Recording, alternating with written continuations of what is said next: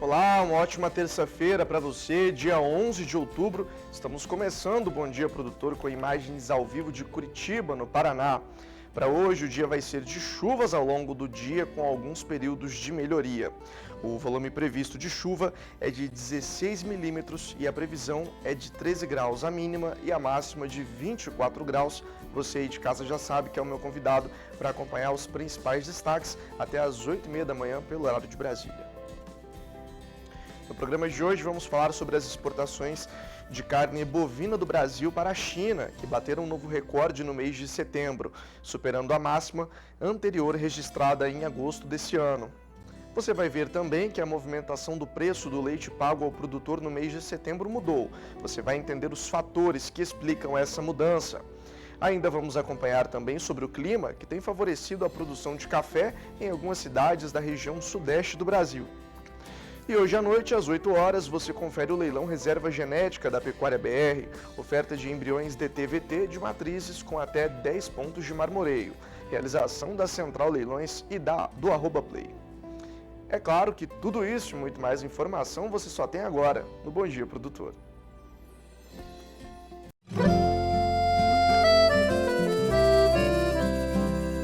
Acorda que o galo já cantou e o sol já vem fazer brotar mais um novo dia. Lenha no fogão, café pra esquentar e a bicharada no quintal.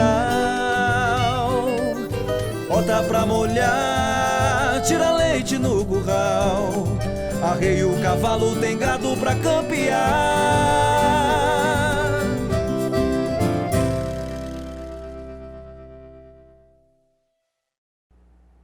7 horas e 18 minutos pelo horário de Brasília, estamos começando mais uma edição do Bom Dia Produtor.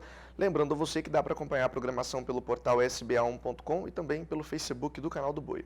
Começo essa edição falando que as exportações de carne bovina do Brasil para a China bateram um novo recorde em setembro, superando a máxima anterior registrada em agosto deste ano. O levantamento da Secretaria de Comércio Exterior já previa esse resultado positivo. De acordo com a Associação Brasileira de Frigoríficos, a China comprou 137 mil toneladas de carne bovina brasileira em setembro, ampliando o recorde de agosto, que chegou a 131 mil toneladas. Assim, o país elevou sua participação como destino dos embarques totais da proteína do Brasil para 52,8%, ante a 47,5%. A Abrafrigo disse que a China continua aumentando suas importações após ampliar compras devido ao feriado da Golden Week, ou a Semana Dourada, como eles chamam as comemorações para celebrar a fundação da República Popular da China. No acumulado do ano, as exportações caminham para o maior volume já movimentado pelo país e também de sua maior receita. Até setembro, o Brasil já embarcou 1,7 milhão de toneladas contra 1,5 milhão de toneladas no mesmo período do ano passado. Um crescimento de 36%, chegando a 10,14 bilhões de dólares. De Brasília, Berenice Leite. E agora você acompanha a análise da Scott Consultoria para o mercado do boi gordo. As informações são com Pedro Gonçalves. Bom, a semana iniciou fria como o tempo, né? Podemos ver que está chovendo aqui em Bebedouro. E, assim, o mercado do boi gordo na Praça Pecuária de São Paulo iniciou a semana bastante estável. A referência ficou em R$ 285 por arroba para o boi gordo, R$ 267 por arroba para a vaca gorda e R$ 277 por arroba para a novilha gorda. Os animais aí com destino à exportação, principalmente a China, né? Os animais até 4 dentes, 30 meses, ficaram cotados em R$ 290 por arroba. Na Praça Pecuária do Maranhão, houve aí um incremento de R$ 2 por arroba para a vaca e para a novilha gorda, enquanto o boi gordo se manteve estável. Assim, a referência ficou em R$ 264 por arroba para o boi gordo e R$ 246 por arroba para a vaca gorda e para a novilha gorda. Bom, todos esses preços até agora foram brutos, né? São brutos e a prazo. Agora, com referência ao mercado do atacado, né, com osso, o início de mês se deu aí com menor volume, né, da carne disponibilizada essa semana. E os preços no atacado com osso acabaram dando um salto. Dessa forma, né, o dianteiro subiu 3,2% nessa última semana, esses últimos 7 dias, enquanto o traseiro teve um incremento de 1,7% nesse mesmo período. Dessa forma, a carcaça de bovinos casados ficou cotada em R$ 18,74 por quilo e a de bovinos inteiros em R$ 18,19 por quilo, incremento de 2,2% e 2,4% nesse último período, né, de 7 dias. Bom, pessoal, por hoje é isso. Agradeço mais uma vez e até a próxima. Vamos agora para a cotação do boi gordo com a apuração da Scott Consultoria. Você já sabe, mas não custa lembrar, são preços para uma boiada comum, à vista e livres de fundo rural, começando pela região sudeste, mostrando para você os preços mínimos. Para hoje, a região sudeste não tem variação, como você de casa pode observar aí, nenhuma das principais praças da tela do sudeste brasileiro, mostrando mudanças. São Paulo, Minas Gerais, Rio de Janeiro e Espírito Santo, permanecendo sem variação. Do sudeste do país, a gente vai para o sul do Brasil e eu mostro para você como fica a situação por lá. O sul do Brasil é uma região que vem apresentando variação há alguns dias, mas hoje tem um cenário um pouco diferente. O sul do Brasil vai entrar aí na tela para você. Sul do nosso Brasil, Paraná, Santa Catarina e Rio Grande do Sul, agora sim. Olha só, lembrando para você que são preços para uma boiada comum, à vista, livre de fundo rural. Não tem alteração para hoje, como você aí de casa pode observar. Paraná, Santa Catarina e Rio Grande do Sul permanecendo sem mudança para hoje. Saltando do sul do Brasil para o centro-oeste, é hora de conferir a primeira tela. O centro-oeste também não tem cenário de variação para hoje, viu, pessoal? As praças permanecem inalteradas, como você aí já vem observando há alguns dias na programação do canal do Boi. Essa é a primeira tela que mostra para você o Goiás e o estado de Mato Grosso do Sul. Não tem variação para nenhum dos dois. De lá a gente segue para o Mato Grosso, que é a segunda tela do Centro-Oeste, que também não tem variação registrada para amanhã dessa terça-feira. Como você aí de casa pode observar, os números permanecendo iguais em Cuiabá, no norte, no sudeste e no sudoeste do estado, como você já viu anteriormente. Nordeste do Brasil, a gente está quase encerrando, é a nossa viagem diária de todos os dias. Nordeste do Brasil também não tem variação para hoje. Alagoas, o oeste baiano, o sul da Bahia e o oeste do Maranhão permanecendo sem registro de alteração. Por fim, a gente termina indo para o norte do Brasil, Nortão, que sempre aparece por aqui com bastante variações, né? Hoje não tem registro de nenhuma variação. As praças do Acre, no Pará, em Rondônia e no Tocantins permanecem aí sem mudanças, são dados apurados pela Scott Consultoria. E você vai ver agora como fechou a cotação do bezerro Nelore ontem. A apuração também é da Scott Consultoria.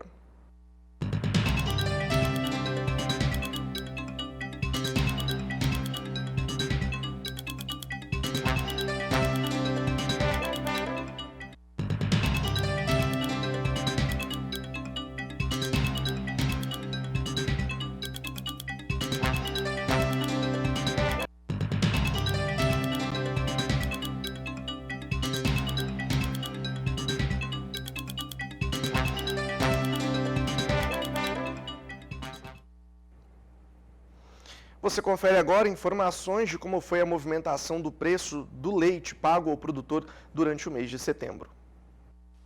Segundo informações da Scott Consultoria, o preço do leite pago ao produtor em setembro, referente ao produto captado em agosto, teve queda de 6% em relação ao pagamento anterior.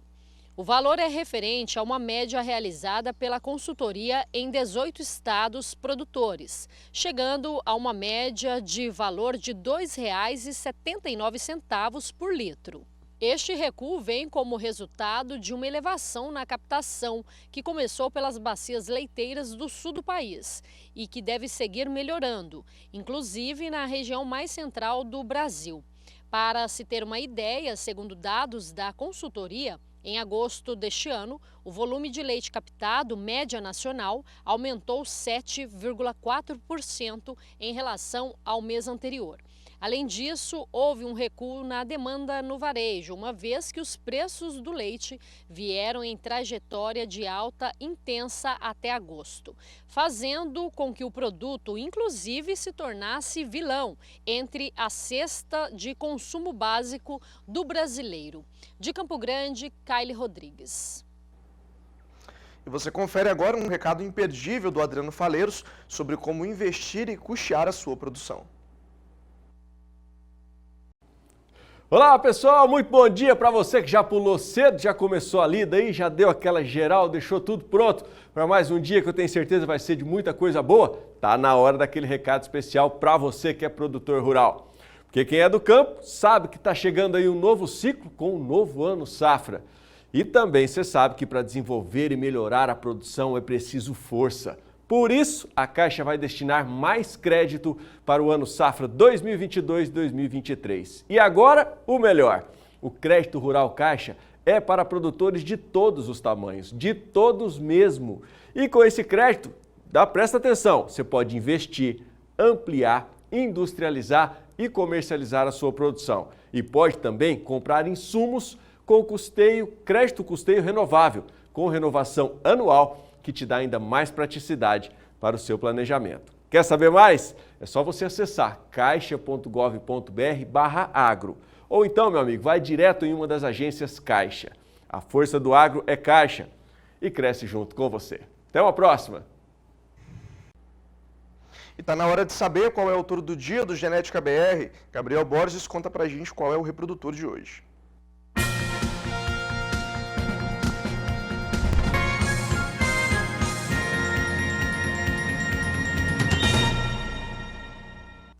Olá, seja muito bem-vindo à ação Touro do Dia de hoje, porque hoje nós vamos trazer um reprodutor fenomenal. Meu amigo, pode colocar na tela para mim esse lotaço que é o lote 631, Ghetto FIV da Europa. Dá uma olhada na carcaça desse reprodutor. Meu amigo, é lá embaixo. Olha a virilha dele, é um touro próximo do chão, biotipo indústria, máquina. É um dos poucos filhos aí que você vai achar do Neru da Matinha. Ele é Neru da Matinha, em vaca B9707 da Mundo Novo, é uma máquina para peso. Meu amigo, dá uma olhada, esse touro pesou com 5 anos praticamente 1.000 quilos de peso. Ele é DECA 1 genômico com 21,16 de índice. DECA 1 para pesa desmama, ao ano, ao sobriano, total materno, idade ao primeiro parto, esteio, perímetro ao ano, ao sobriano, AOL, acabamento, precocidade, musculosidade, positivo para marmoreio, para peso ao nascimento, para peso à fase materna. Uma régua de DEP equilibradíssima, consistência na progênie e altas DEPs de desempenho de carcaça. Meu amigo, para você que quer fazer reposição de fêmea, presta atenção nesse touro. Ele tem stayability elevadíssimo, o que vai te garantir o quê? Fêmeas longevas e produtivas dentro do rebanho. E hoje ele traz as suas doses na ação Touro do Dia de 15 para apenas R$12 no pacote de 200 doses. Então não perca a oportunidade, Ghetto FIV da Europa, esse touraço na ação Touro do Dia.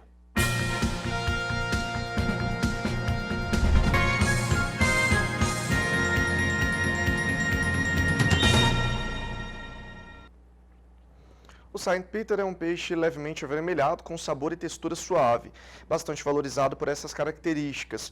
Mesmo com um consumo maior de ração, o valor pago tem atraído produtores. Veja os detalhes na reportagem de Mauro Andrade.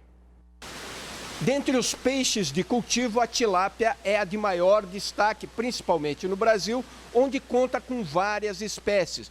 Nós estamos na piscicultura Água Clara, aqui no norte do Paraná. Vamos conversar com o professor doutor Júlio Hermann Leonhardt, que possui doutorado em aquicultura. Professor Júlio, satisfação conversar com você. Qual a diferença da tilápia do Nilo para a St. Peter? Veja bem, a origem inicial é totalmente diferente. A St. Peter ela vem de um cruzamento de 3 outras espécies e também vem de um melhoramento genético com características de cor e textura da carne. Então, chama muita atenção na St. Peter, depois que o peixe já estiver pronto, a beleza, o sabor e a textura mais macia, o que agrada muito aos asiáticos. O cultivo da Sanpíter em tanque escavado exige maior cuidado e atenção para evitar os pássaros predadores.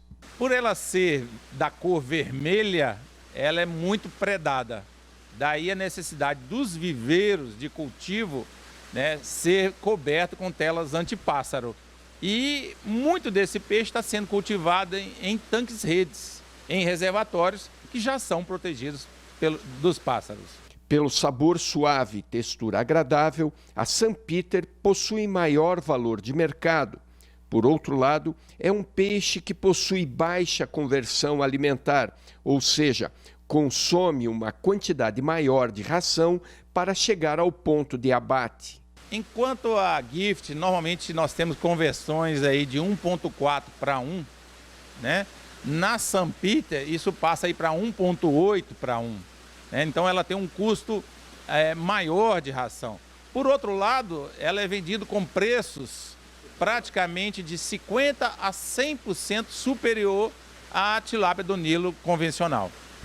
Hoje a Sanpíter representa quantos porcentos aqui na sua piscicultura? Em torno de 20%. Né? Esse alevino, predominantemente, ele é comercializado aqui dentro do Paraná, São Paulo e Santa Catarina. Ok, professor Júlio, obrigado pelas informações. Então a tilápia abrindo cada vez mais o leque de opções, não só como um filé saboroso, mas também a Sanpíter como um peixe ornamental. De Florestópolis, no norte do Paraná, Mauro Andrade. O Canal do Boi mostra no dia 22 de outubro, um sábado, a partir das 11 horas da manhã, mais uma edição do leilão das fazendas Ouro Branco. Em oferta, 120 reprodutores Nelore de 2 e 3 anos, avaliados e prontos para o serviço. A organização é da Central Leilões e você vê mais informações agora com Daniel de Paula.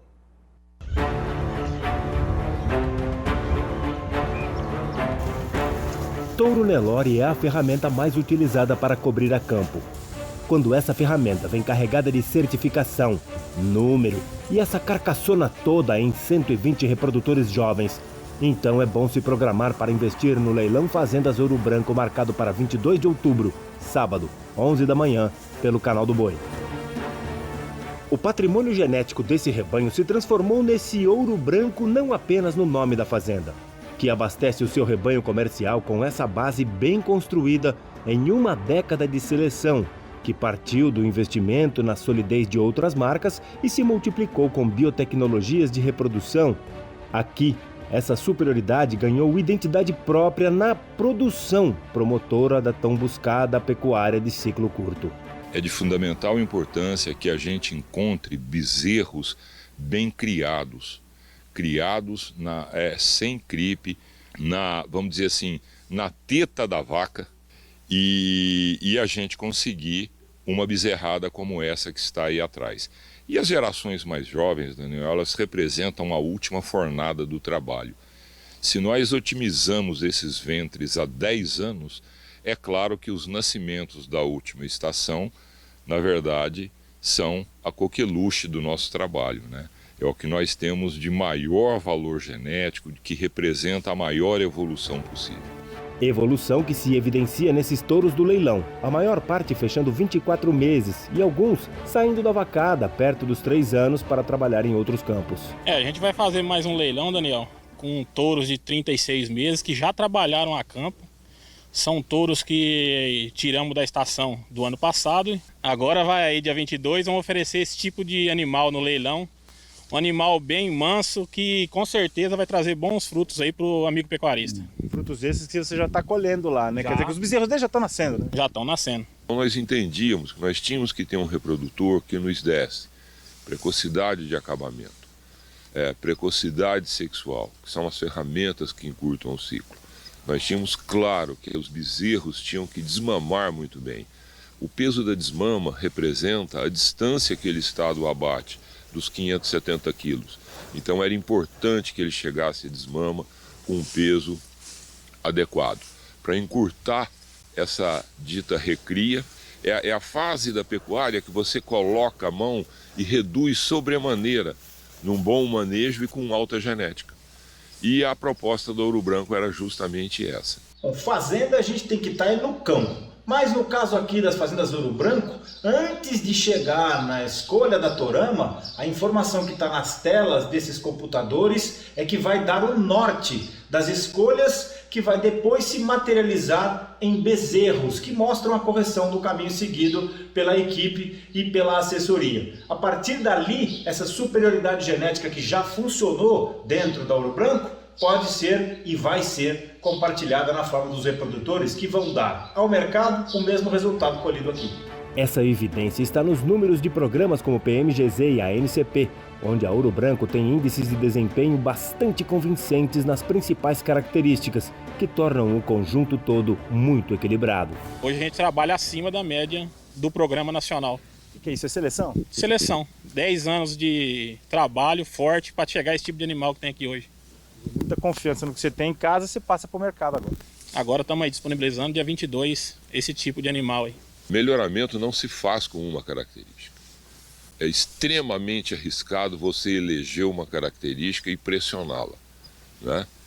Agora, o grande desafio é que o conjunto de variáveis são muitas, não é? É quando você pega a fertilidade, que você pega a habilidade maternal, aí você tem que combinar com desempenho, tem que combinar com déficit de carcaça, então o desafio vai ficando maior, né? Mas o melhoramento genético se dá através do deslocamento da média da população.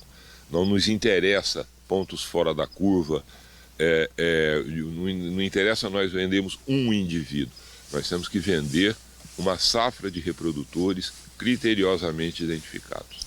E a forma de trabalhar no mesmo padrão da inseminação artificial é buscar esse equilíbrio, buscar os indivíduos que chegam muito próximo ao valor genético dos indivíduos de central, não é? O repasse da IATF, ou para quem não usa IATF num manejo um pouco mais extensivo, ele tem que ter esse valor genético alto, é o combustível do crescimento dele. Quer se abastecer desse combustível? Leilão Fazendas Ouro Branco. 120 reprodutores Nelore geração 2019 e 2020 avaliados e prontos para o trabalho. 22 de outubro, sábado, 11 da manhã, com a Central Leilões e o Canal do Boi. Participe do Bom Dia Produtor enviando suas dúvidas e sugestões no nosso WhatsApp 67998631001. Estou esperando, viu? Não esquece de mandar seu nome completo e a cidade onde você está enviando sua mensagem. No próximo bloco vamos falar sobre um estudo realizado pelo Centro de Inteligência da Carne Bovina, Cicarne, da Embrapa, que foi divulgado nessa semana sobre a produção da carne brasileira. Daqui a pouco no Bom Dia Produtor. 7 horas e 41 minutos pelo horário de Brasília, chegou a hora de conferir a análise de agronegócio. Hoje, João Pedro Cuti Dias fala sobre um estudo realizado pelo Centro de Inteligência da Carne Bovina, o Cicarne da Embrapa, divulgado nessa semana sobre a produção de carne brasileira. Vamos conferir. A Embrapa fez um trabalho, o Serviço de Inteligência da Carne, mostrando como é que é produzida a carne bovina no Brasil. E até comentou nesse trabalho, na década de 1980, o Brasil era importador de carne bovina. Importávamos de vários países, na época importamos carne da Rússia. Essa carne ficou famosa porque os caras falavam que essa carne tinha sido contaminada com a radiação de Chernobyl. Mas não ficou nada provado, esquecemos disso aí. A dupla braquiária com o zebu fez com que a pecuária no Brasil crescesse em termos de quantidade e em termos de qualidade. Reduziu-se a idade de abate, se produzia mais carne por hectare, aumentamos a média nossa de produção e isso melhorou muito a oferta. O rebanho, de acordo com a Embrapa, no ano passado, 2021, o Brasil tinha 196 milhões de cabeças. Esse é um número que já várias entidades estão adotando, a própria BIEC e outras empresas, ao contrário do BGE, que fala em 215. Não, é 196, e dessas 196 foram abatidas 39 milhões de cabeças em 2021. Isso representa um desfrute de próximo de 20%, que é um número mais próximo da realidade que nós. Para onde foi essa carne? 75% dela é nós que comemos. A carne no Brasil consumiu, 25% foi exportado. Não somos o maior produtor, mas somos o maior exportador. O Brasil tem condições excepcionais de cada vez mais melhorar a tecnologia. O avanço que nós fizemos hoje em termos de pastagem, o fato de haver integração lavoura-pecuária, grande parte desses solos que estão hoje sendo incorporados ao processo produtivo, eles passam primeiro por correção e plantio de braquiária em cima deles, para que no próximo ano eles entrem na produção de soja. Normalmente são solos arenosos, com baixo teor de argila. Muitas vezes o produtor ele usa esse solo, essa lavoura, depois da lavoura de soja, plantar braquiária. E com isso ele consegue uma forragem de alta qualidade no período seco, especialmente aqui no centro-oeste brasileiro. E outra coisa, fala-se muito lá fora da região amazônica, do norte do Brasil. Se nós olharmos os números que tem no Brasil, de cada 100 animais, 35 vêm do centro-oeste. Mato Grosso hoje é o maior produtor de carne bovina do Brasil. Aí você olha, 22 são na região sudeste, São Paulo, Minas, etc. Aí são animais que normalmente em São Paulo, demais que são levados com bezerro, recriado ou terminados no estado de São Paulo. A cria não é muito grande no estado de São Paulo. Aí 16 vêm da região sul e 14 da região 16 vêm da região norte e 13 no nordeste. Então você olha a região norte, 14%. E hoje, a grande fronteira em termos de tecnologia, hoje é o centro-oeste. Nós temos condições de ampliar de forma significativa. Basta a gente incorporar essas áreas de pastagem degradada. Esse próprio ABC+, que o governo lançou agora, prevê 30 milhões de hectares de pastagem degradada, que vão ser recuperadas. Vão produzir grãos e vão produzir carne. Então esse trabalho da Embrapa é muito interessante para mostrarmos, não só lá fora, para o mundo, que não é na região amazônica que nós produzimos carne, e sim no centro-oeste, no sudeste, no sul, mas principalmente para dar garantia ao nosso consumidor aí, que sempre vai ter carne de qualidade produzida aqui no Brasil. No estado de São Paulo, o clima tem favorecido os cafezais, de acordo com informações divulgadas pelo CPEA. Você confere os detalhes agora com o repórter Gustavo D'Angelo. De acordo com o CPEA, as chuvas mais consistentes na maior parte das regiões produtoras de café, desde a última semana de setembro, vêm favorecendo as lavouras, sobretudo as do estado de São Paulo e também do Sul e Cerrado de Minas Gerais. Isso tem favorecido a abertura de ótimas floradas. Ainda assim, produtores aguardam mais uma floração significativa nesta primeira quinzena de outubro. O cenário atual traz certo alívio aos cafeicultores e gera otimismo quanto à produção, o que, por sua vez, vem resultando em queda nos preços do café arábica, tanto no Brasil quanto no mercado internacional. De Araçatuba, São Paulo, Gustavo D'Angelo. No Rio Grande do Sul, produtores de grãos têm tido um bom desempenho com o uso da irrigação. O assunto foi tema de um fórum e a repórter Bia Pereira traz as informações. O Rio Grande do Sul tem pouco mais de 100 mil hectares irrigadas em toda a sua área cultivada.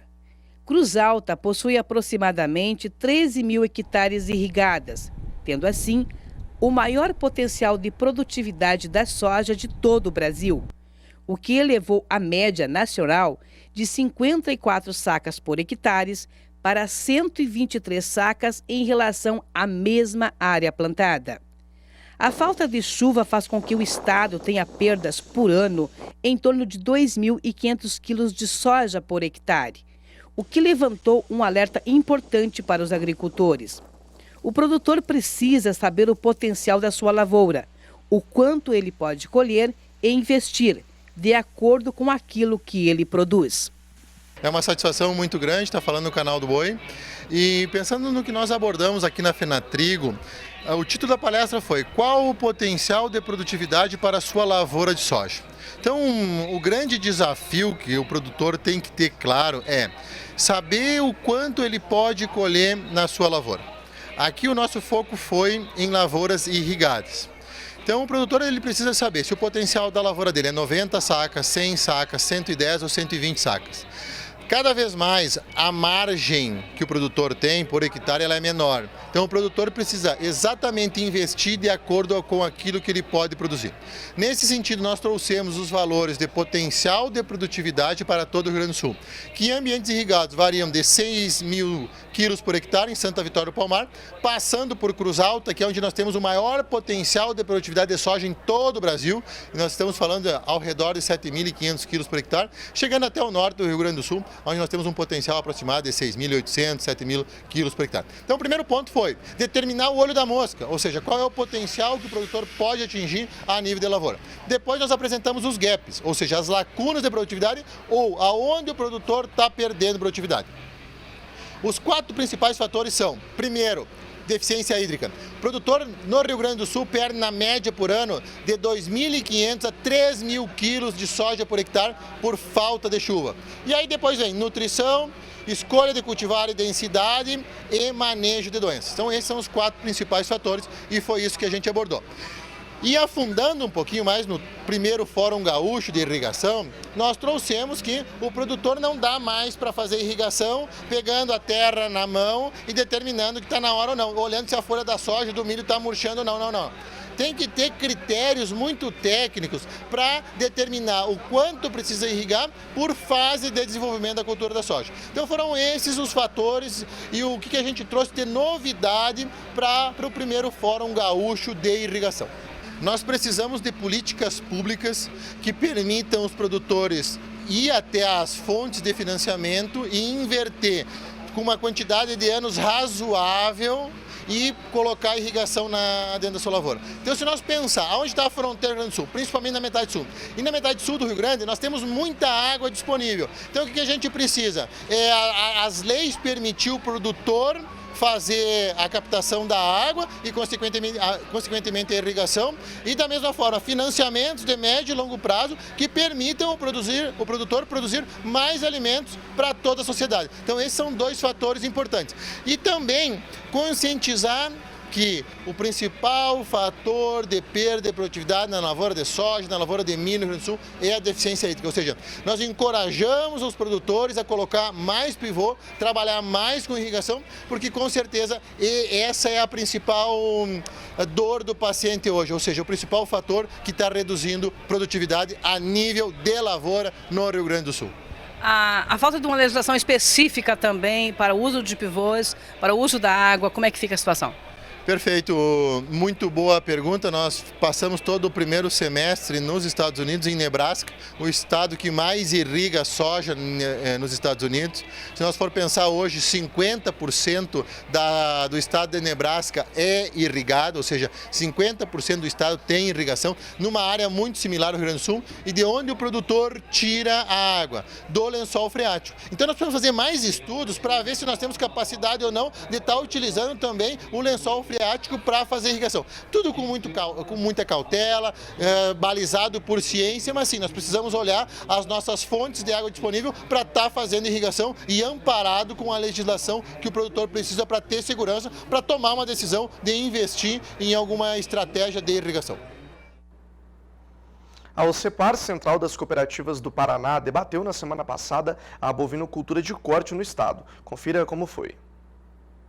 Atualmente, o Paraná conta com 6 cooperativas de produtores de bovinos de corte que atuam no setor de carnes nobres. Juntas, elas abatem 70 mil animais por ano e contam com aproximadamente 500 cooperados.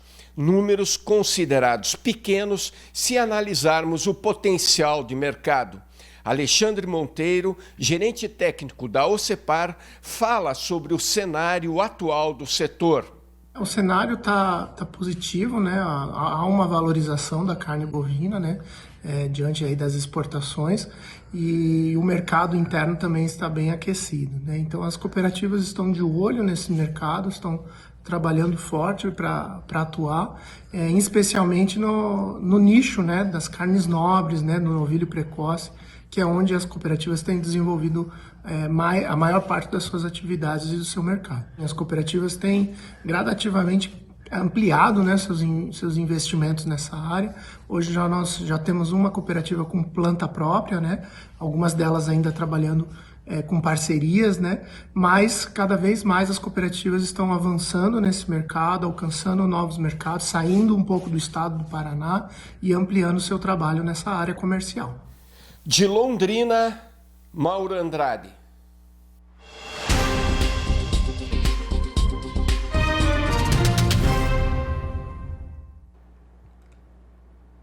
Chegou a hora do Agroclima com a Júlia Marques, trazendo os destaques da previsão do tempo para todo o Brasil. Júlia, bom dia para você. Vinícius, bom dia para você e bom dia para todos. A terça-feira começa com um tempo abafado na região norte.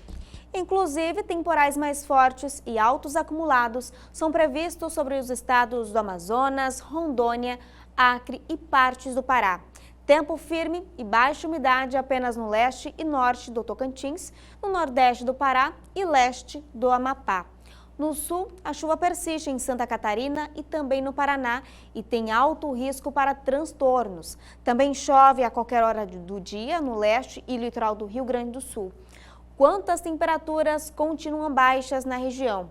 No sudeste, o tempo fica instável em São Paulo, ainda com condições de chuva forte ao longo do dia. Não chove na maior parte do estado de Minas Gerais, Espírito Santo e Rio de Janeiro. Pode chover de forma isolada, mas é ali no Triângulo Mineiro e sem grandes alertas. Agora, no centro-oeste, o calor e a alta umidade ainda provocam chuva forte na região, com destaque para os temporais em Mato Grosso do Sul, Mato Grosso e Goiás. O tempo volta a ficar firme mesmo apenas no litoral e norte do estado goiano. No Nordeste, a precipitação se espalha pelo sul e leste da Bahia, até chegar ali ao centro-leste do Rio Grande do Norte e Pará, no norte do Ceará. Nas demais áreas, o dia é de muito sol e calor. Vinícius, daqui a pouco eu volto com mais detalhes.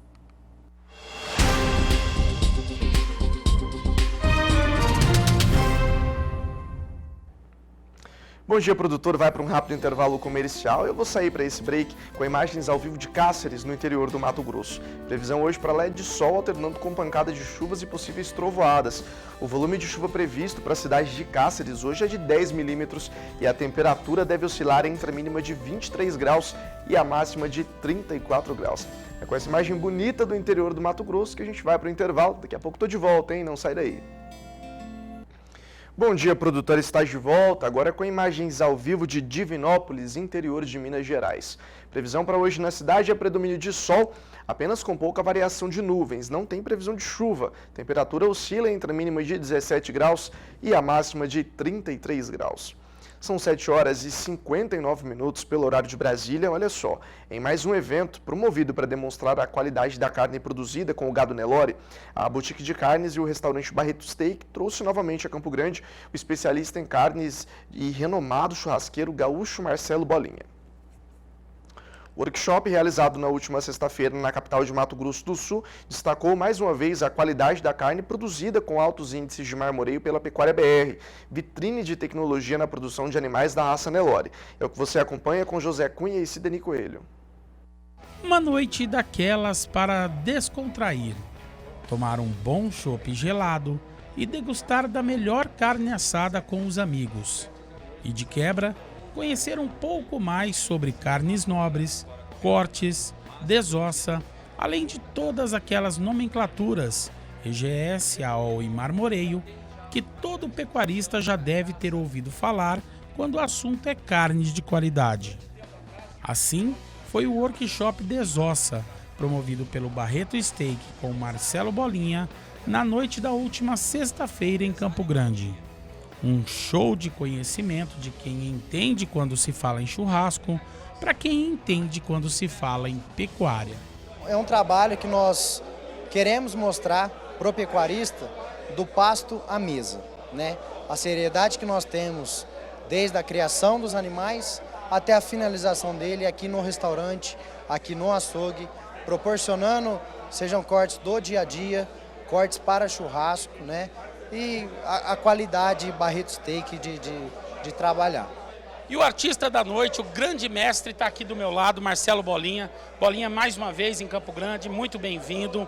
E mais uma vez divulgando, né, esse trabalho maravilhoso realizado com a raça Nelore, que é a raça mãe do Brasil, capaz de produzir uma carne com essa excelência, como você veio aqui hoje desossar e mostrar para esses pecuaristas esse trabalho, né? Novamente aqui no MS, eu gosto de falar bastante, né, e principalmente em Campo Grande. E de novo com essa carne do Nelore que a gente sabe que tem um volume grande de produção no país, mas com essa qualidade ainda é em poucos lugares, né? Mas aqui, Nelore com maciez, estética, pouca quebra de osso e grande marmoreio, a Barreto Steak aqui está com uma grande carne. Da última vez que você esteve aqui em Campo Grande, a gente acompanhou, você mostrou os cortes, né? Tipos diferentes de cortes, como short ribs, outros cortes que você demonstrou naquela época. Hoje você realmente pegou o animal e desossou realmente, mostrou como que é feito realmente o corte na carne com o osso, né? Sim, até tem um pedaço pendurado aqui que não acabei, né? Porque ali estão as carnes mais para bifes, mas quem deve salientar mais ainda é a carne da valorização do churrasco, né? Tanto que tem alguns cortes que não são tão famosos de churrasco, mas eu dei um corte a mais, uma limpada aqui, um jeitinho ali, e tentei deixar ele com um custo-benefício bom e também um grande churrasco pós-assado, né? Foi o que eu mostrei, por exemplo, na alcatra inteira com a maminha ali, né? E aí aquilo, né, meu amigo? Em boi de primeira não tem carne de segunda, né? E dá esses grandes cortes aqui.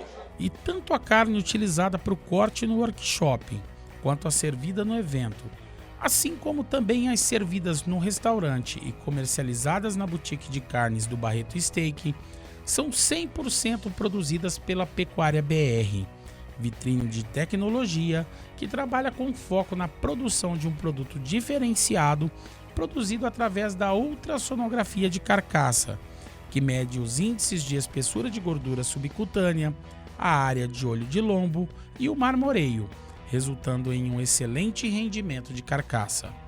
É um trabalho a quatro mãos, é o Pecuária BR lá, formando esses animais que vêm terminar no prato aqui do Barreto Steak, mas principalmente enaltecer um trabalho da fábrica de genética do Pecuária BR, porque a Pecuária BR é uma fazenda hipertecnológica, uma das maiores tecnologias aí focada para melhoramento de carcaça. Está sediado aqui no Mato Grosso do Sul, aqui próximo à cidade de Terenos, e é um trabalho hercúleo realmente, né? Uma equipe de manejo, uma equipe super fantástica que produz esses animais. Os animais que são direcionados aqui para o Barreto Steak, é bom que a gente diga isso, eles são apartados por ultrassonografia de carcaça, são animais que saem do Pecuária BR, animais todos eles registrados.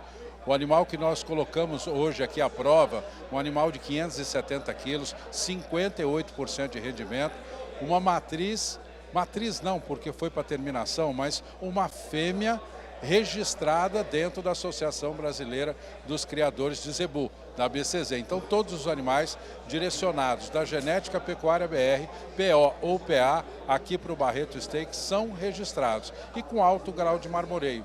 É um projeto gigante do Pecuária BR, com foco extraordinário para 2025, aí talvez para 15 mil animais PO, e justamente focando o quê? Esse nicho de mercado que o Barreto explora muito bem.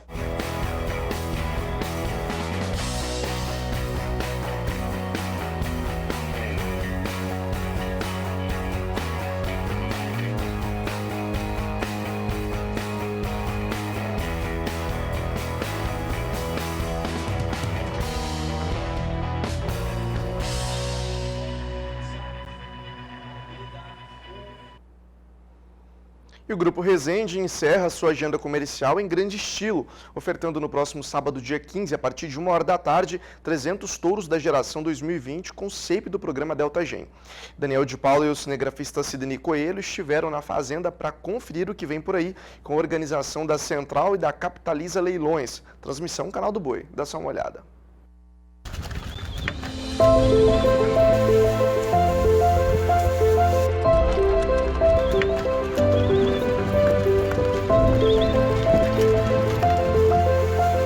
O que você está vendo não é apenas um touro Nelore, nem dois. Este nem é também um simples grupo de reprodutores. Eles são, na verdade, parte de um time melhorador, promotor da pecuária de ciclo curto a pasto, e que estão entre os 300 touros com Seipe Delta Gen do leilão Grupo Resende deste 15 de outubro, sábado, 1 da tarde, pelo Canal do Boi. A seleção massal do Grupo Resende em mais de 60 anos de pecuária, a partir dos desafios vencidos nas fazendas de cria do Pantanal do Itiquira, é que resulta na precisão que esses reprodutores carregam naquilo que resume todas as características que eles precisam ter para dar lucro: a funcionalidade.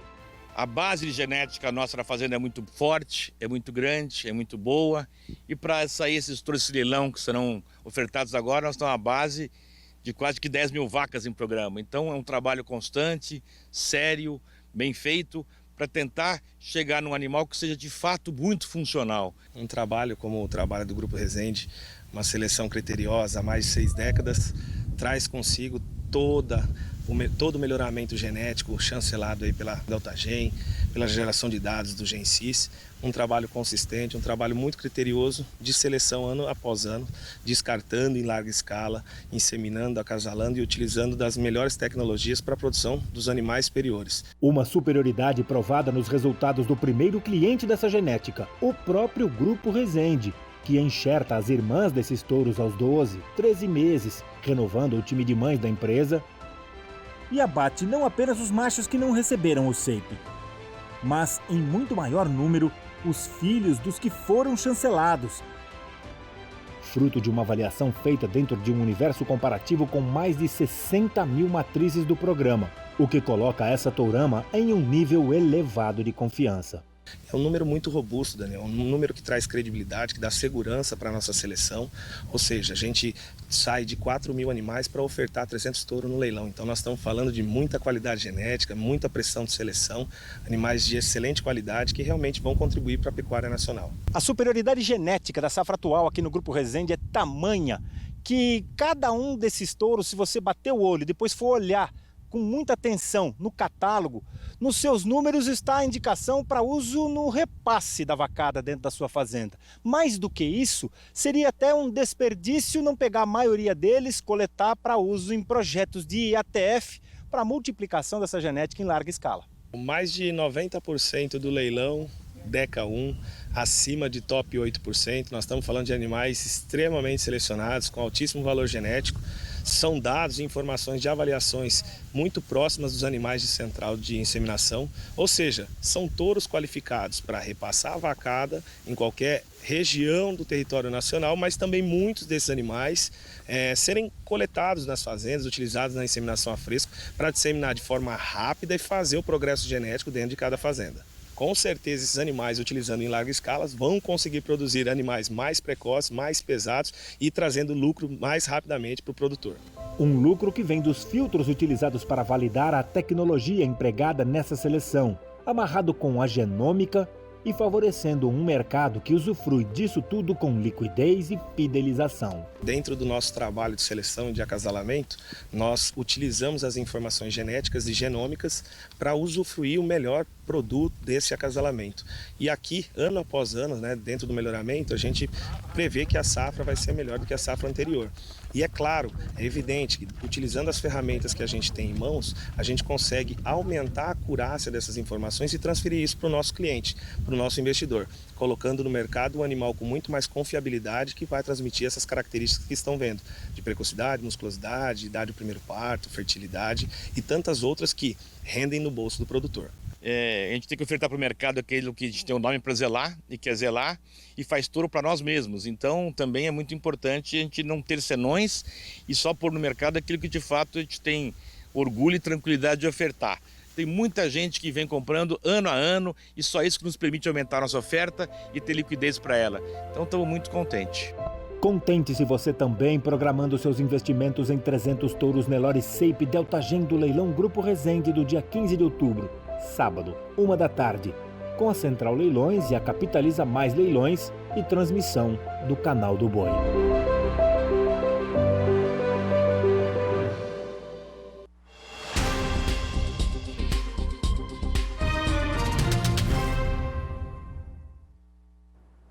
Voltamos agora com a Julia Marques, dando mais detalhes sobre a previsão do tempo. Julian, quais os destaques?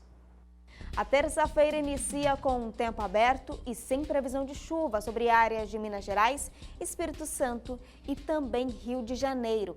Com o tempo mais aberto, as atividades em campo são retomadas. Em São Paulo, chances até de chuva no centro-sul do estado, mas de maneira bem isolada. Já no norte paulista, o tempo fica seco. No município de Três Corações, Minas Gerais, o granizo afetou as lavouras de café e também hortaliças, contabilizando perdas em tomate, abobrinha e também couve-flor. A chuva dá uma trégua nesta semana, mas já observamos a partir da semana que vem o retorno da precipitação e acumulados bastante elevados entre os dias 21 e 24. Em Franca, São Paulo, a situação é de tempo aberto nos próximos dias e praticamente nada de chuva até o final do mês. Entre essa terça, 11 e o dia 24 de outubro, previsão de calorão e apenas 10 milímetros de chuva. Já o Paraná, vamos dar uma olhada? A semana será de muita chuva e comprometimento com as atividades em campo, já que o solo está totalmente encharcado. Produtores relatam dificuldades de lançarem as sementes em campo, tudo devido ao excesso de chuva e umidade, situação que continua para os próximos dias. Uma situação realmente complicada nesta semana nos estados do Paraná, Santa Catarina, extremo norte do Rio Grande do Sul também. Risco alto de tempestades, também granizo e ventania nestas áreas, viu? E olha só, as instabilidades paralisam momentaneamente as atividades em campo. E a chuvarada só começa a perder força mesmo no final de semana. Já para grande parte do estado gaúcho, terá uma colheita de trigo ainda com pequeno percentual, mas as condições de tempo ficarão favoráveis para a atividade de colheita. O solo está úmido e a chuva não vem com forte intensidade. Há grandes janelas de tempo seco, intercalando aí com o episódio de chuva. Temporais também atingem o Mato Grosso do Sul nesta terça, com risco de temporais e chuva volumosa no sul e oeste do estado. Inclusive, a previsão indica volumes de 60 milímetros e também tempestades com potencial de granizo nestas áreas. Mato Grosso tem chuvas mais fortes no sul e oeste do estado. Com pouca chuva sobre Goiás, Distrito Federal, os produtores ali enfrentam diminuição de umidade em solo nesta semana. Dias muito quentes e até com mesmo potencial para a formação de incêndios. Na região de Goianésia, vamos dar uma olhada? Nada de chuva até o próximo do dia 24. Já em Rondônia, mesmo que isoladas, as chuvas deixam o solo mais úmido neste período de semeadura e germinação. Acre e Amazonas também têm reposição hídrica. E as pancadas de chuva vêm com forte intensidade no sul de Rondônia, tudo devido a um corredor de umidade, mas ainda são muito isoladas no Tocantins, Pará e também Amapá. Agora, no Nordeste, o ar seco predomina nos próximos 10 dias na região. E olha só, o solo está totalmente seco, sem umidade para o período de semeadura e as primeiras chuvas ainda não vêm. Previsões mais estendidas indicam o retorno da chuvarada no sul e oeste da Bahia, também em Tocantins e no sul do Piauí, entre os dias 21 e 25 de outubro.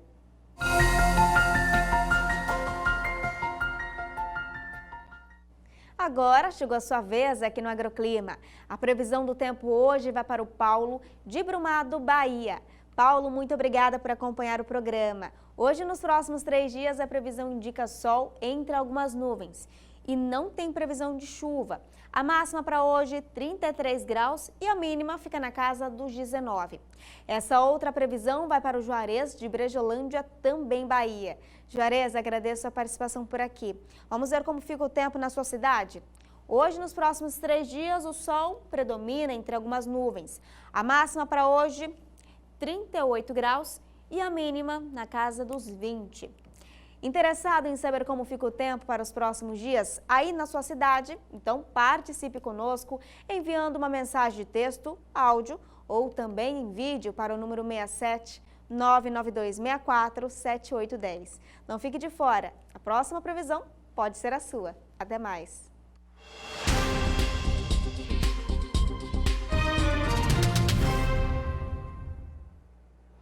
É básico para qualquer produtor rural conhecer as características físicas e químicas do solo.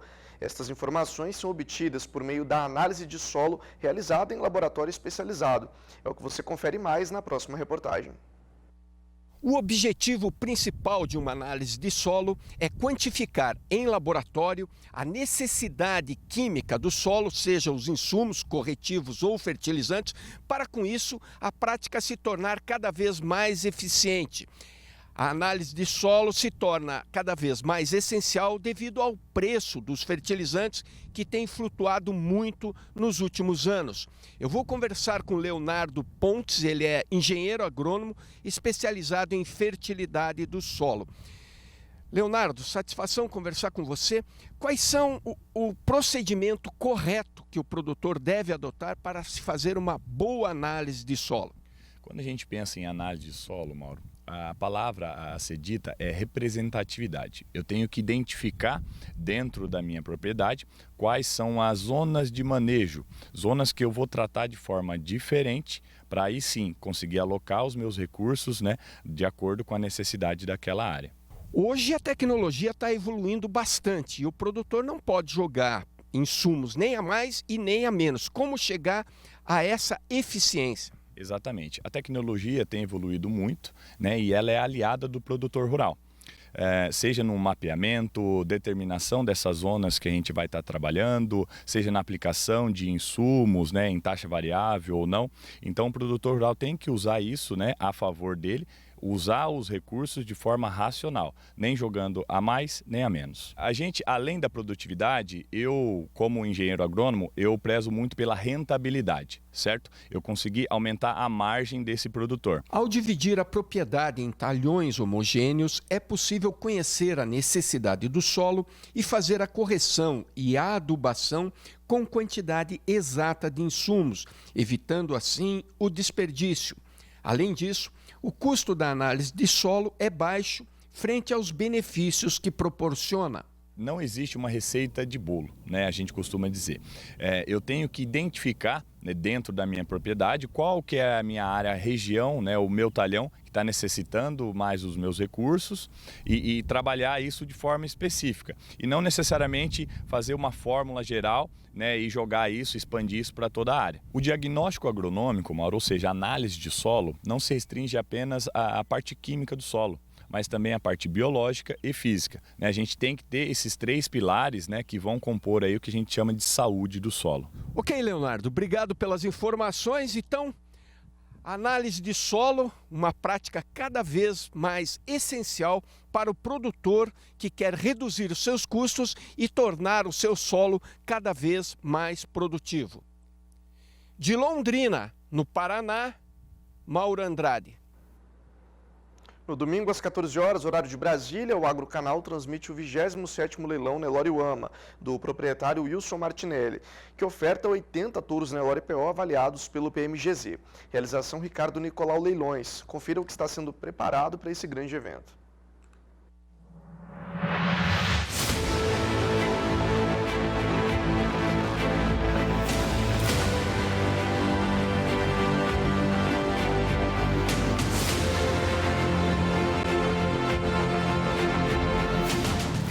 Vender touros, olha, é uma baita responsabilidade.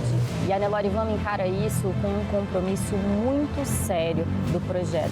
Wilson, cerca de 400 animais vendidos em leilões, vendidos na fazenda.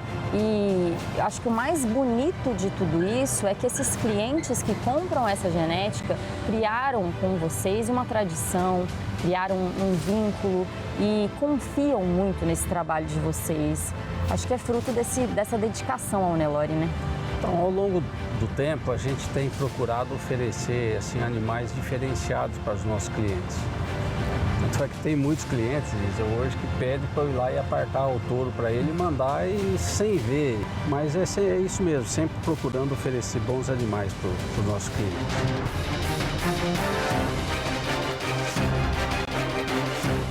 Genética construída em cima de um racial que agrada muito, né, durante todos esses anos de seleção de vocês.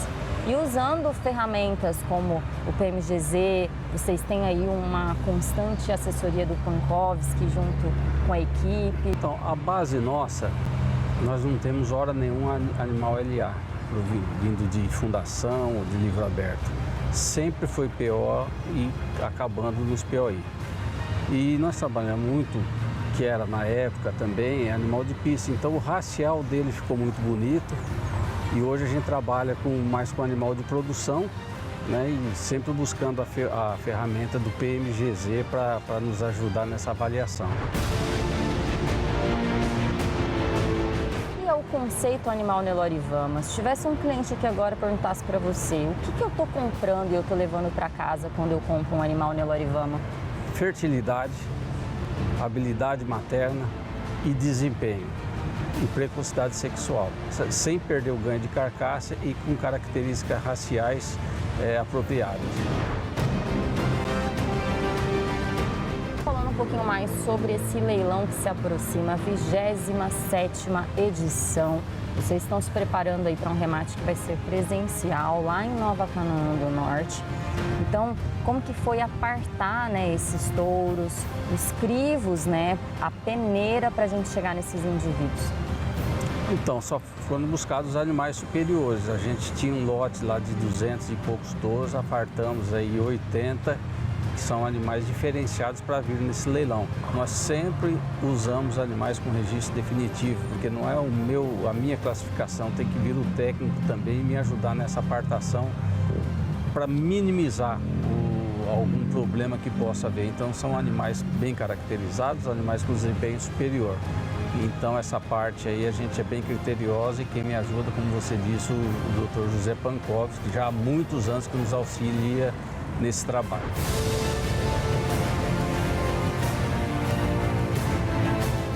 Uma coisa que chama muito a atenção também, que a gente vai ter alguns touros aí para repasse de plantel, a gente vai ter também indivíduos aí que vão zetados com o certificado de superioridade genética da BCZ, mostrando aí o alto nível genético. Exato, está recheado de animais com CSG, com certificado de superioridade genética, alguns animais altamente capacitados para fazer o repasse em rebanhos PO, com alta consistência genética. Então, acredito que vai ser um leilão bem agradável, com bastante animal assim diferenciado.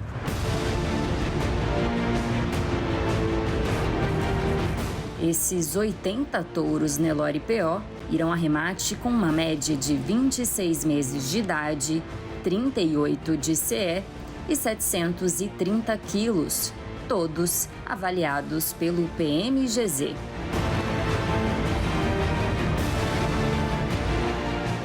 Wilson, fica aqui o espaço para você convidar a todos os amigos para esse leilão, que vai ser no dia 16 de outubro, né, e presencial. Eu aproveito para fazer o convite para os nossos amigos, para os produtores, no dia 16 de outubro, num domingo, às 13 horas, no Parque de Exposição de Nova Canaã do Norte. Teremos o almoço, em seguida o leilão, é imperdível, conto com a presença de todos. Uma torama bruta, chique, avaliada pelo PMGZ. Mais informações com o José Ferreira Pankowski Assessoria e também com a Ricardo Nicolau Leilões.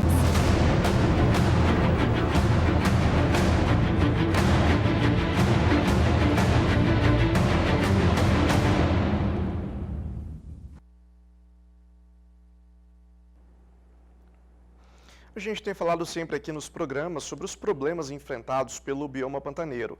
A maior delas é causada aí por mudanças climáticas. Na próxima reportagem você vai ver o impacto que essas mudanças causam para os jacarés.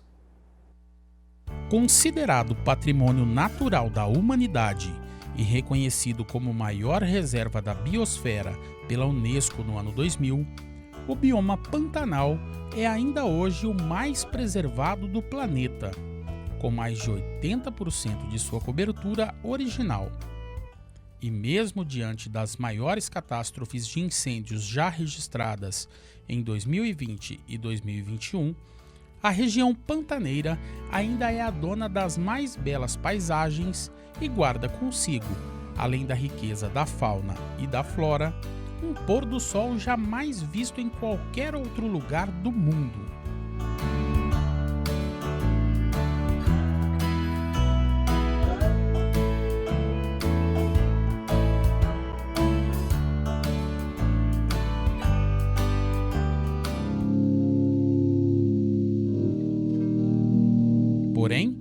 mais que tudo isso seja muito bonito de se ver, a verdade é que as mudanças climáticas que têm ocorrido com mais intensidade nos últimos anos vêm transformando a realidade do bioma.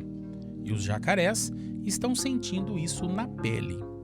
Com as fortes estiagens que vem sofrendo há alguns anos, a região do Nabileque, que abriga a maior concentração de jacarés do Pantanal, já não tem mais a mesma capacidade de água como antes. Com isso, os animais acabam se aglomerando nas margens das lagoas que ainda resistem à seca e acabam virando presas fáceis para outros animais ou, quando não, muitas vezes morrendo de fome. As imagens são impressionantes. Milhares e milhares de jacarés amontoados, contando com a sorte à espera de alimento. O rio Nabileque, que corta a região, está com o nível mais baixo da história.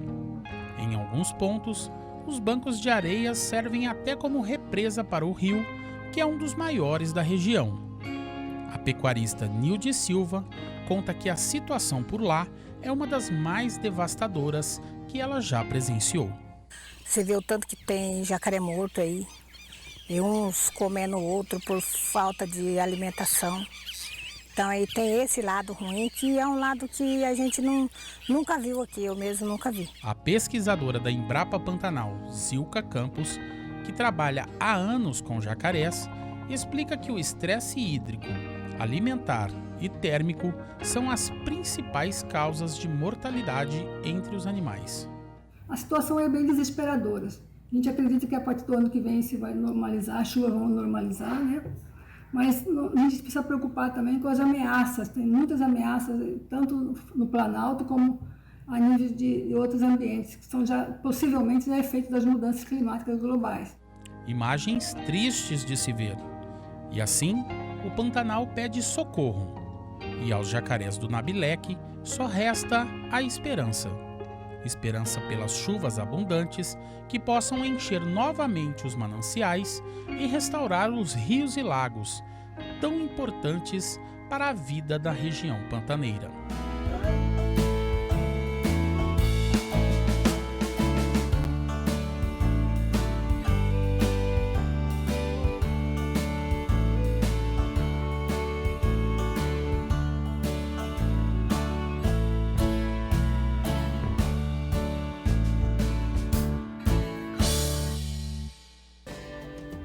Muito obrigado pela sua companhia aqui no Bom Dia Produtor. Te desejo uma ótima terça-feira. Amanhã, 7h15, horário de Brasília, a gente está de volta. Daqui a pouco o programa já fica disponível no YouTube. Você ainda nos acompanha pelo portal sba1.com, aplicativo SBA Play e pelo Instagram, @canal do Boi 1. Um abraço para você, ótimo dia, até amanhã. Tchau, tchau.